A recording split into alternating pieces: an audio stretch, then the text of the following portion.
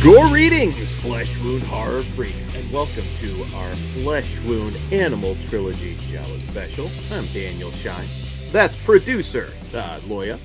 What's up? Pugs Dread. Namaste. And Mike Kruger. What's up, you sick motherfuckers? So we are tackling, as I said, the Animal Trilogy, Dario Argento's Animal Trilogy. Kind of a little bit of a, lead up to our big Giallo tournament that's going to be coming later this month. And yeah, figured kick it off with some of the best regarded films and some of the earlier ones. So yes, we hope you're ready. I've been having a great time revisiting all the Giallos, and we'll get right into it with Bird with the Crystal Plumage, which is a 1970 film from director Dario Argento. And for those of you that aren't familiar with it, Sam Dalmas, an American writer living in Rome, inadvertently witnesses a brutal attack on a woman in a modern art gallery. Powerless to help, he grows increasingly obsessed with the incident, convinced that something he saw that night holds the key to identifying the maniac terrorizing Rome. He launches his own investigation, parallel to that of the police, heedless of the danger to both himself and his girlfriend, Julia. A staggeringly assured debut, Bird with the Crystal Plumage establishes the key traits that would define Dario Argento's filmography. All right, so little background on Bird with the Crystal Plumage. It's not the first Giallo, but it is sort of like the one that put Giallo on the map. It's the Halloween of Giallos. Yeah, it is the Halloween of Giallos. This was a massive hit in Italy. Big hit on 42nd Street as well. This movie was quite popular. Some of you even may remember if you watched The Deuce. This was like the opening shot of Bird with the Crystal Plumage. It's based on a novel called The Screaming Mimi by Frederick Brown. And which was also a Hollywood film at one point as well. And this one, the Anita Ekberg one, was a little bit more truer to the source material. But this one is unique because it's not as graphic as latter Argento, as some of you. It was actually rated GP in the United States. Yes. GP? Yeah, that was pre-PG. Yeah. What is the G? General. It's the same thing. They just flipped it at some point. Mm-hmm. Well, parental guidance. So it was guidance parental? I don't know. It was general Public? Maybe that's what it was. I don't know. Did you guys find, because people forget, these early ones were really not that sleazy, fairly safe, to watch around polite company. We may have been desensitized. Maybe back then it was some shit. Oh, it was. No, definitely back then. Then you answered your own question, sir. Definitely was. But real quick before, I know we're going to get into it more when we do our larger show, but real quick, just a quick, what is a Giallo, you may be asking yourself. It comes from the Italian murder mystery books that were very popular there, and they all had yellow covers. So that's where the name comes from when they started doing that style of film. But we will be talking a lot more in depth because there is what qualifies as a Giallo, what doesn't. That's like a big thing. So we're not going to get into that part here because there's no arguing that these qualify as Giallo, but we'll talk about it when we do the other stuff. So absolutely. So being one of the early Giallos, I still think this is one of the best. It holds up very well. There's certain things that are dated. If you haven't watched this in a while, there's the gay antiques dealer, which is not aged well. But overall, the violence is fairly tame. This is the one you can watch with the family. I shouldn't say that because I will get somebody mad at me, but yeah, good family entertainment. And there's so much this movie has going for it. The great Reggie Nalder popping up in a small role. It's still kind of, these early ones really kind of had the Crimmy connection. In Germany. There was a lot of German character actors that you see in some of these earlier ones, and I think it's a masterpiece. I really do. It's so hard ranking like best Dario Argento, but it's in there in the discussion. It's not my personal favorite, but I still love this film. Kruger, was this a first time watch for you, or had you already visited Bird with the Crystal Plumage? This is a first time watch. I'm pretty new to the whole Giallo scene. I actually like the reason I got into these movies were from like an Unearthed film that was going for a 70s Giallo feel. And since I've watched that, I've been really interested in these, especially with the history that they have, you know, with slashers, because slashers are my favorite types of films. So going into this, I was kind of expecting a lot because this is one of the most highly recommended ones among Giallo fans. And it has great cinematography and a pretty good soundtrack. And I did dig the characters, even though main character Sam, like at times, it seems like he's kind of tampering with police. You'll get used to that in future police investigation, but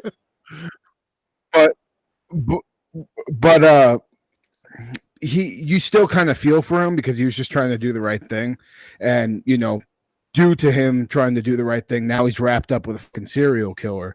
And I also like, you know, the look of the killer with the long black leather gloves, the long coat, and the hat.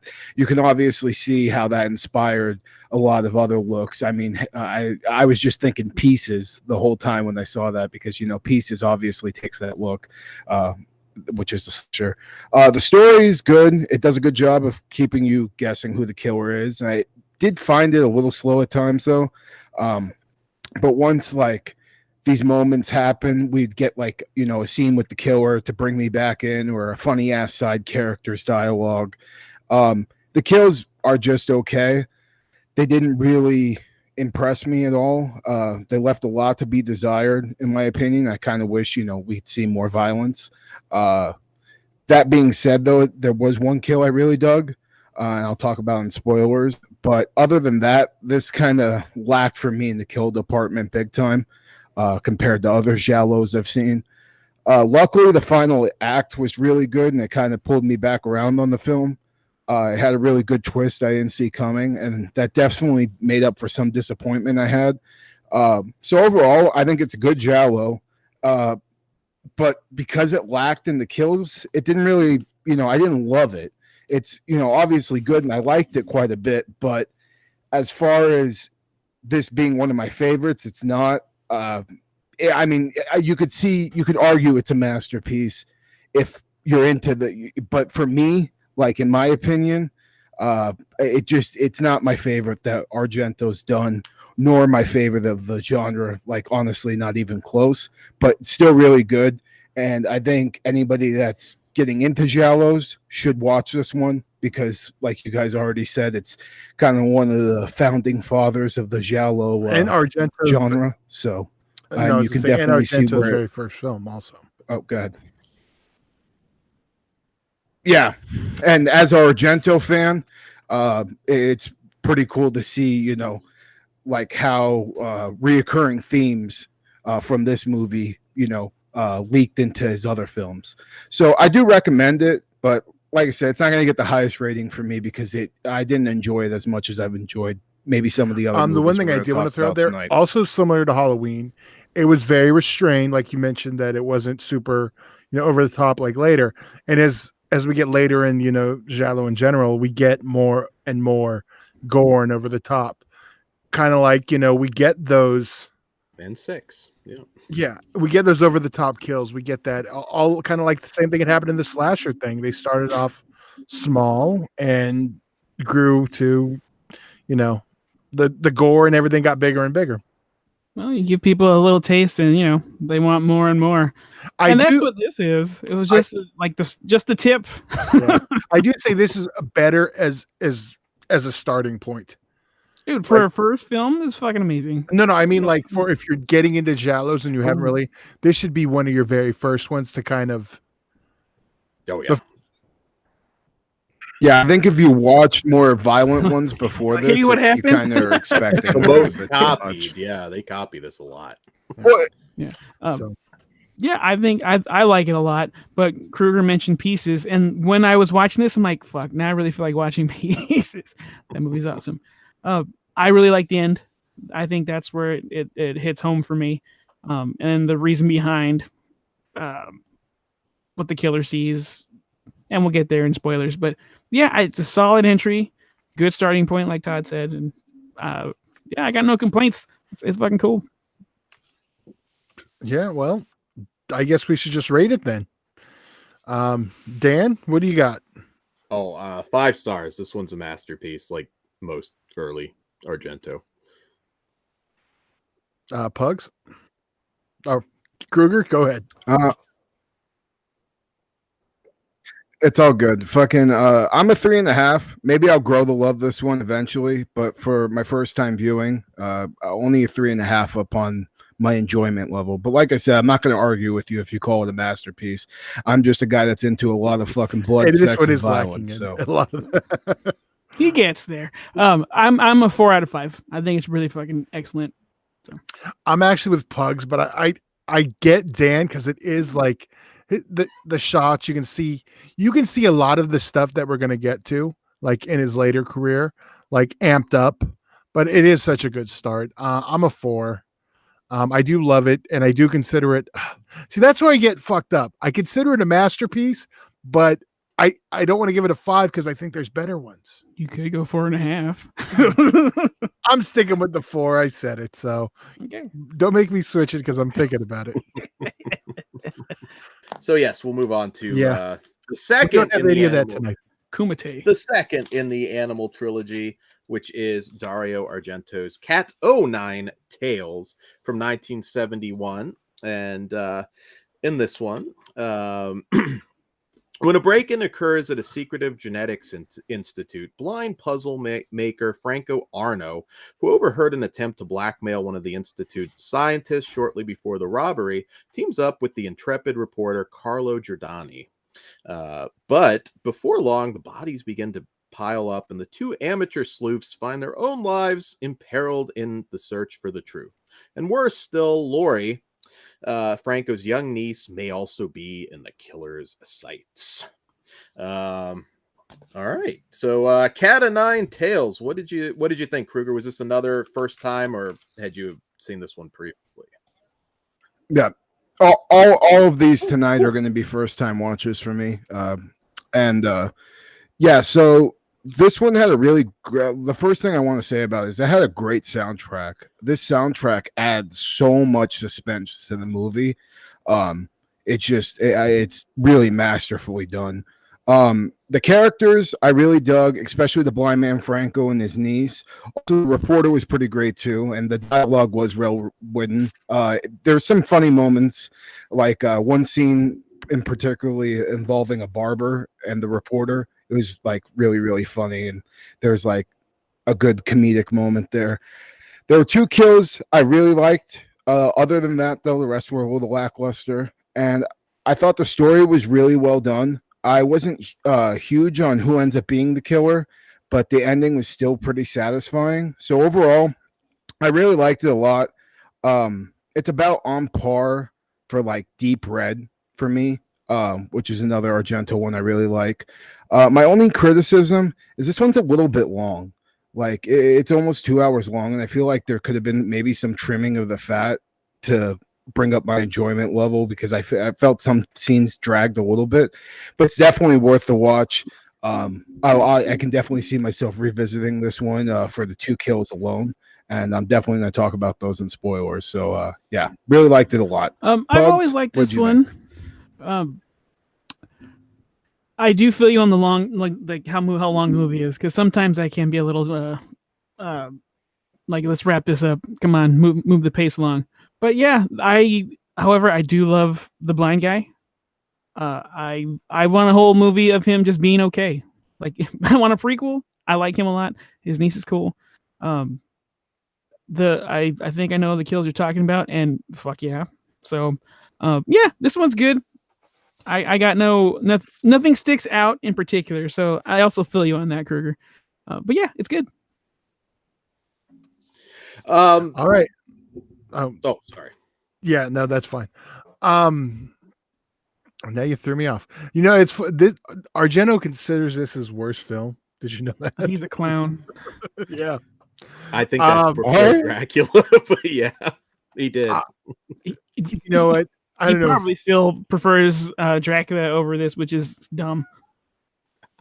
I will defend Dracula. You name another one with a badass 3D killer praying mantis. I'll wait. But that's a show for another day. Hold your breath. You guys haven't watched it in 3D, so we'll just leave that be. Well, when everyone's here, we're going to watch that sub-bitch in 3D, and you're going to love it. Put the gun down, Todd. The movie's fine. Get the brain. Yeah, I like Carl Malden as the lead, the blind dude. Not my favorite Giallo either. But I do really enjoy this one. I do think Argento is crazier because he's had worse Giallos than this one. I'm not even going to talk about the other ones. I'm not going to bring up Suspiria Pugs. I was like, I think you know which movie I think is his worst. I know. But no, yeah, Kruger mentioned a couple good kills. I do enjoy the story, and our lead and the little girl are very likable. I know Dan likes her. Yeah. I think one of the issues with this movie is there was a lot going on behind the scenes. This was rushed fast. I mean, after Bird just exploded, I mean, this was rushed out really quickly. And there were a lot of issues because Dario Argento and Dardano Sicacci, that is the worst name to say, with the co-writers, had a legal dispute over the script. There was all sorts of things that had to be smoothed out by Salvatore, the producer, and Dario's dad, who had a lot of pull. I honestly, it amazes me that he doesn't think highly of this one. I mean, it's no Deep Red. It's no certainly no Suspiria, although that's not really okay. You know what, Dan? It's no Tenebrae. If you're gonna put something over, you got to put over goddamn Tenebrae. It's no Tenebrae, but I gotta love how I mentioned it's on par with Deep Red for me, and then he goes, well, "Oh, in my no opinion, Deep Red is a really strong one. Yeah, I'm with Dan. I think yeah, that I raised pretty high, but yeah, I don't know. I think James Franciscus is a really good actor. He was one that was on the verge of. He was in a lot of different movies, but he never quite exploded as like an A-list guy. I heard he was a bit on the difficult side. Carl Malden, I think, does a great job as Franco. I look at it and I'm not quite sure what Dario's issue was. It's not as strong as Bird with the Crystal Plumage, but it's in league with it. I think it's aged fairly well. The whole genetics plot line was pretty unique at that time. Something we saw a lot later on, certainly in the science fiction genre. But yeah, not his best one, but again, it's so strong. The 70s and 80s in general, I mean, Dario was slaying it. So yeah, I'm not going to call it a masterpiece, but it's a great movie. I do want to throw out real quick. These first two films are both available streaming on Tubi.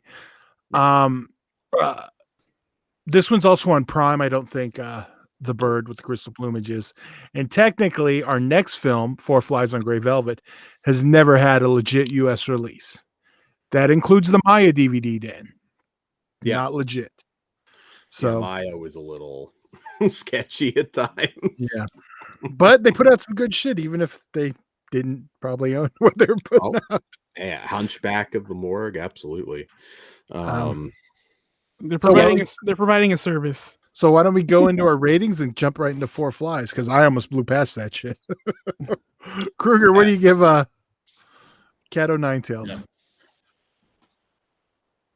I get Catanine Tales is gonna get 4 out of 5 from me. I think it's actually better than Bird with the Crystal Plumage, in my opinion, as far as my enjoyment level. So 4 out of 5. I'm also going to give it a 4 out of 5. What do you give it?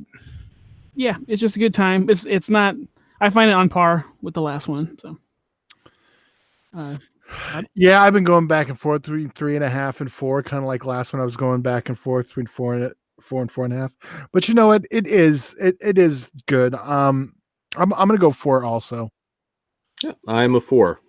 Great film. Hey, one big kind of hole. We were close to it. The kills alone deserve the 4 argue with rating, that. in my opinion. All right. So moving on to our third in the Animal trilogy, also from 1971. So he really hammered these out quick, and that is 4 Flies on Gray Velvet. And this one, who is the deranged maniac persecuting and mentally torturing celebrated rock musician Roberto Tobias? First, he's implicated in a horrifying stabbing and is soon surrounded by other senseless slaughter. The last strange images captured one murder victim's eye retina contain the only clue to the demented criminal manipulator. And the identity will take Roberto over the edge of sanity to a shock horror peak in Dario Argento's classic Giallo chiller. All right. So this is definitely the most obscure because, yeah, like you said, it really hasn't officially been out. There is that shameless Blu-ray that's region free. There's actually 2 Blu-rays. I forget the other one, but both of them have slight issues. I don't know if you guys noticed while watching the shameless one, since that's the one we all watch. There's you can hear the distortion in the English track towards the end. Yeah, like it switches from Italian back to American at the end. And I was like, what the fuck? Because I was I'll get right into what I think about it, because I was really into this one a lot. The fucking cinematography in this is fucking, like, this is the best out of the trilogy, in my opinion, as far as cinematography. The opening, when Roberto, gets set up, accidentally stabs the man in the hat with the sunglasses, causing him to fall down the stage, to his death. And then a mysterious person is in a fucking creepy ass mask taking pictures. Like, that was the opening scene. I was like gripped to the screen from that.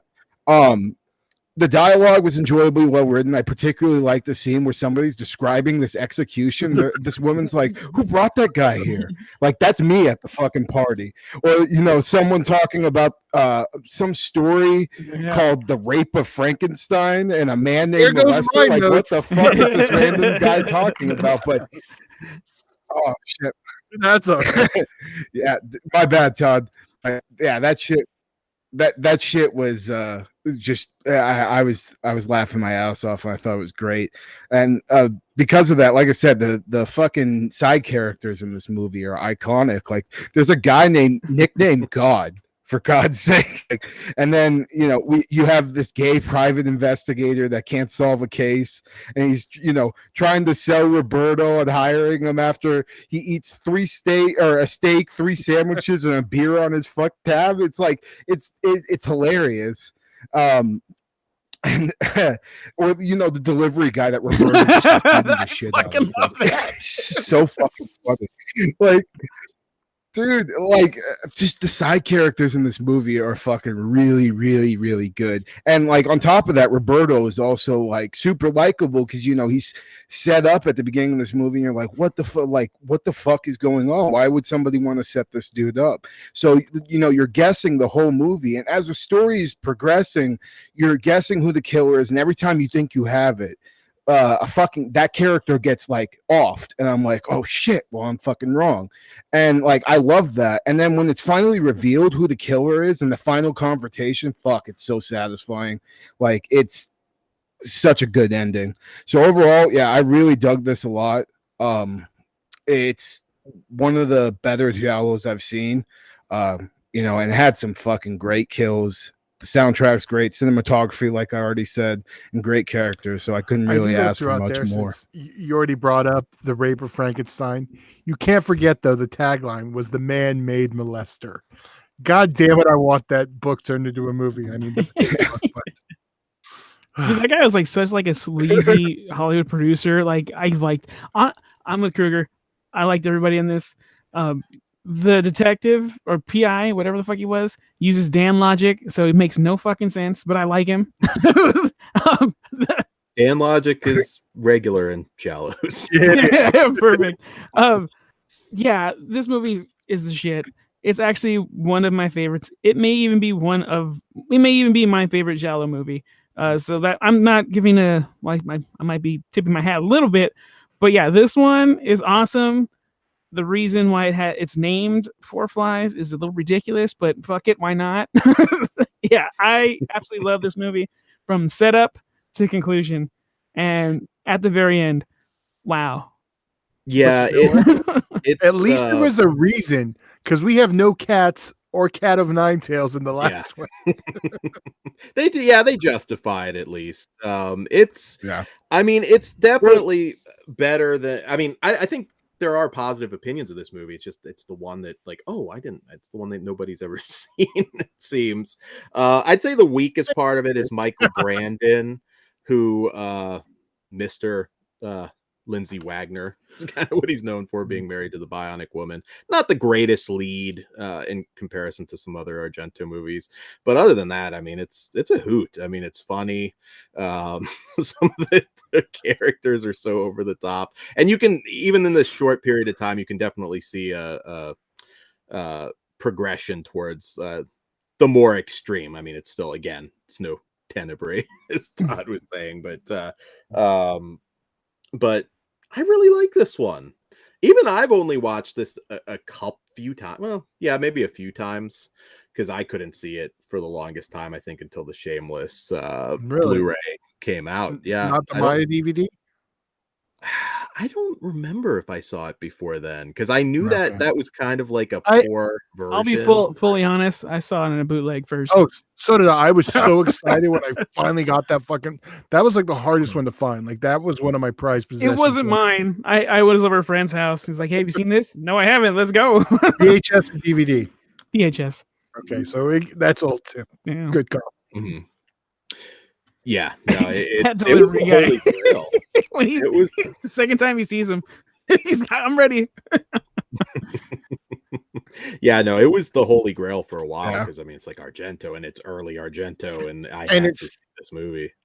And it still does not have a definitive edition, and part of that lies with the fact that Paramount holds the U.S. rights.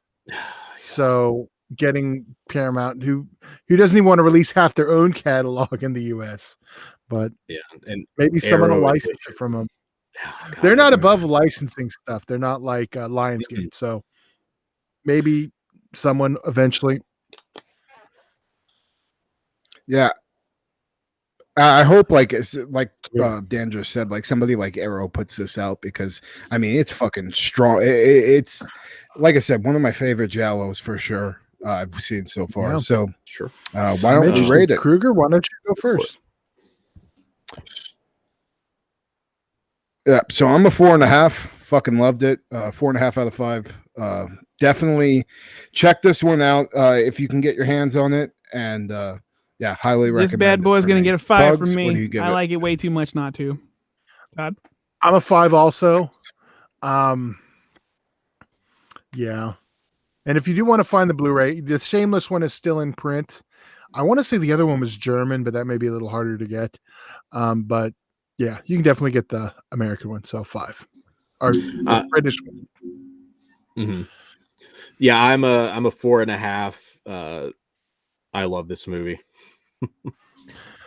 It's a great time. All right. Well, my simple question was, which I didn't think was going to be this easy, but so what's everyone's favorite of the Animal trilogy? Four Flies. I'm Bird. Yeah. Okay. I see. I kind of figured Dan, because Dan gave Bird a 5. Yeah. Which I do think is also great. But you almost gave it a 5. I know. That's why I can't even. There's no wrong answer on this. No. So, but well, I guess that's really all we have for this one. Spoiler time, right? Yeah. So, Dan, why don't you warn everyone? Yeah. Yeah, so guys, if you haven't gotten around to seeing these movies, which again, some of them I know you haven't. Before Dan does that part, he should. Well, you segued into it, you bastard. All right, so be sure to like, share, and subscribe here on YouTube. Calling to find that. And it really helps us. Also, patreon.com/fleshwound features. It all starts at just $1, and there's a lot of uncensored content. We're actually meaner to each other sometimes too, so it's it gets hardcore. So check that out. It's fun. All right, so now and the uncensored is no Dan dick pics, just so you know. It's just like uncensored comments, like we dropped F-bombs, all kinds of F-bombs. And we may add that like a tier, but we'll see. That's only Dan's. We already know this. So, spoilers. Let's before Dan starts pimping out his grinder profile. All right, spoiler time. Gotcha. So, let's do Bird first. So for me. I laughed when that fucking one cop says, "Bring in the perverts," and he gets mad because they mislabeled the one trans girl under the perverts and not the transvestites. That was Dan. That was just fucking hilarious. Like that was. Yeah, but it was funny to me because he was so fucking the cop was so mad. He was just like, "What the hell? Why is she with the perverts?" It's just fucking great. Also, the painter who eats fucking cats, like what the fuck? That was fucking hilarious and like also disgusting because I love my fucking cats. But so I did actually like the kill where it like he slashes the shit out of the woman with the straight razor. It was giving me Maniac vibes, so it was that made me happy, and I think the ending was extremely well done because at first I was like, oh fucking it's the victim from the beginning's husband. That's fucking lame.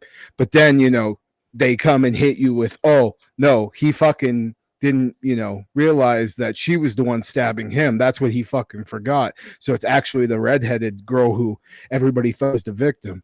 And I thought like it was cool, like the way she knocked the art piece down onto him and like did that. Yeah. Well, I was kind of disappointed though the spikes didn't at least pierce him. Like that would have been cool. Would have been cooler, if he had like, a pierce wound in his arm or something. But it's a 70s film. I'm not gonna get too mad at it for it. But the thing I loved was the cop's karate chop to the chick's back of her fucking head. That was the funniest shit. It just like knocked her out cold. This is straight up Austin Powers judo chop to the back of the neck.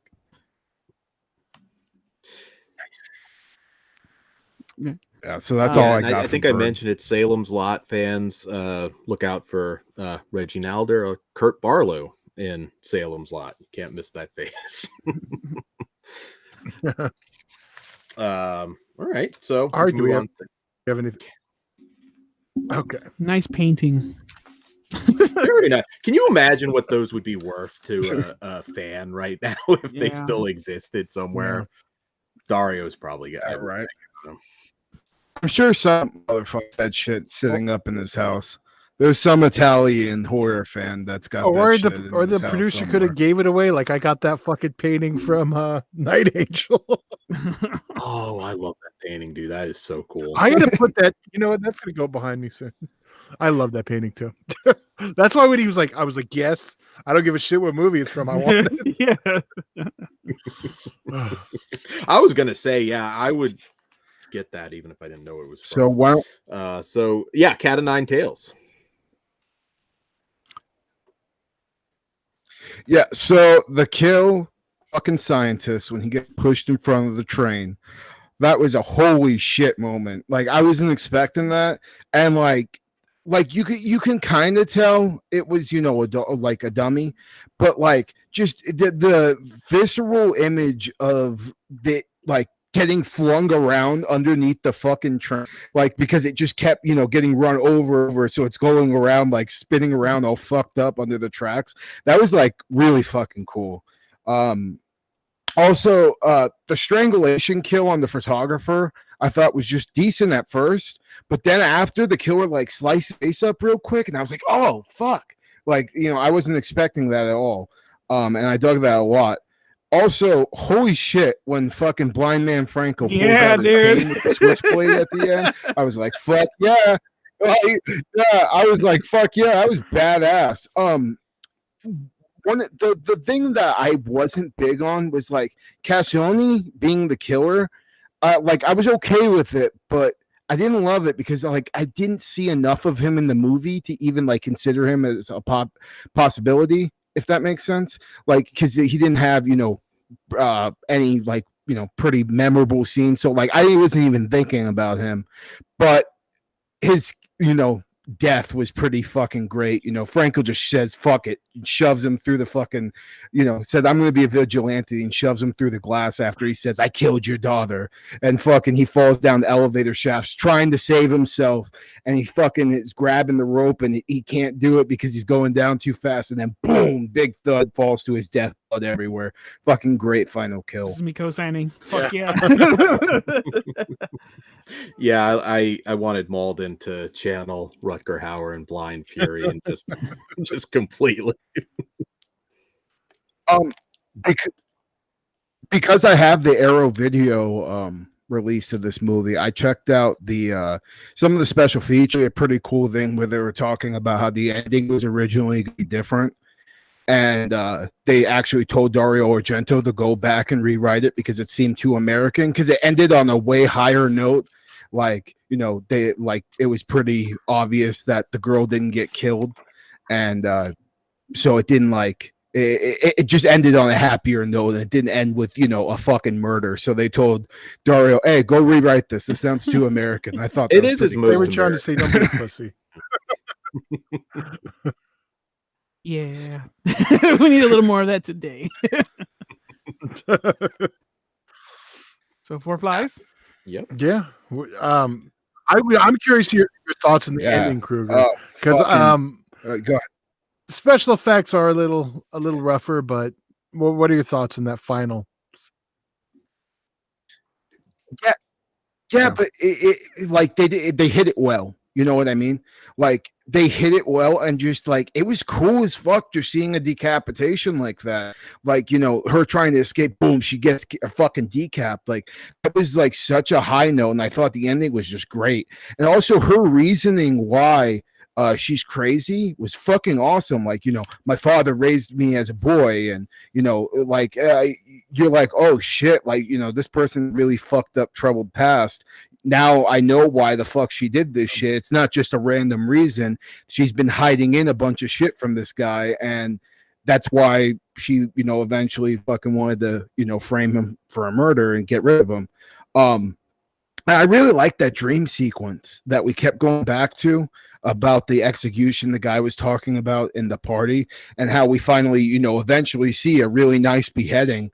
That looked really great, looked better than the decap we got at the end. But like I said, I still loved it because I was just like, holy shit, did that just happen? Just like that's the final shot of the movie, is her head fucking rolling, across the floor. So it's like, oh fuck, like what a way to end it.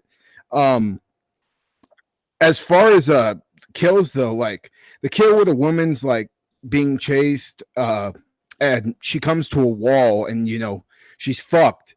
Like there's nowhere to run, and there's a couple on the other side that's trying to get to her. Like that was a really good little suspenseful, and I thought that was really cool. Also, when it's revealed that the man Roberto thought he killed whose name is actually Gianni, is still alive, and we see that he's eating pasta at a restaurant, and out of nowhere he smacks the waitress's ass. That was fucking fun. Like that made me pop pretty hard.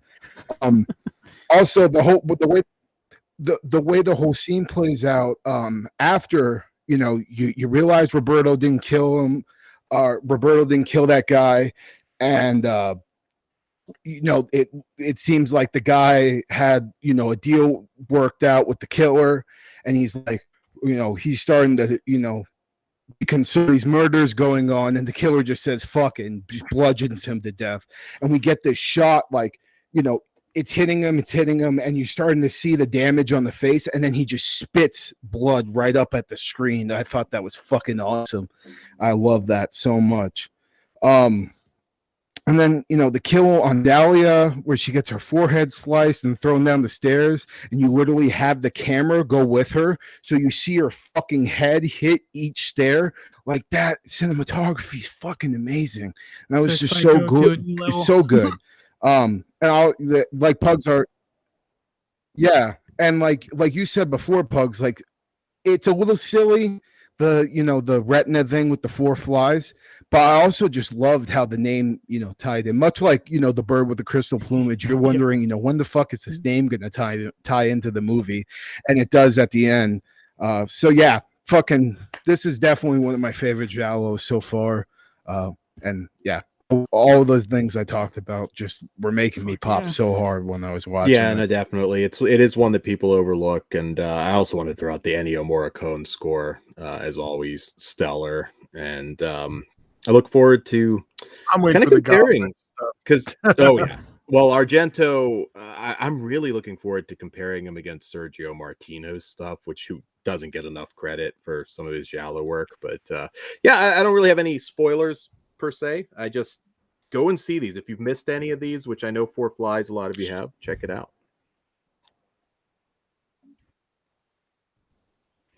Yeah. And also make sure you check out our Giallo show coming up.